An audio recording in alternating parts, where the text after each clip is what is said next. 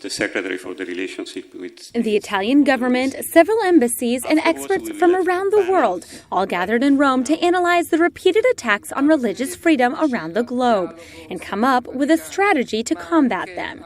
They assert that more than ever, religious freedom is being threatened and that it is necessary to take action. We must not be afraid to denounce the many, many acts of persecution against Christians. These include the violence and discrimination that occur in some areas of the world and are not precedent in history, except in the early days of Christianity.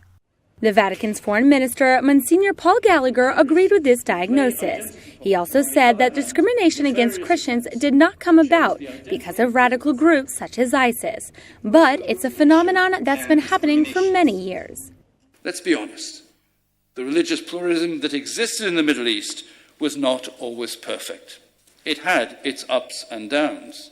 And even before the barbarity of the so-called Islamic State emerged on the world stage, Christians and other numerically small ethnic and religious communities felt they were second-class citizens. The European Union Special Envoy for Religious Freedom explained that for the future, the best tool to combat this violence is education. He stated that the world is not experiencing a war of religions, but a war of ignorance.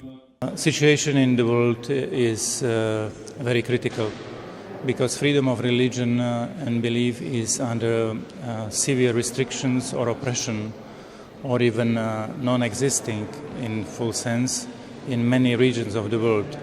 We need to go deeper, for example, through education, because all these issues, including the extremism, violence, or fanaticism, has some roots and some allies. Allies of evil are ignorance, indifference, and fear.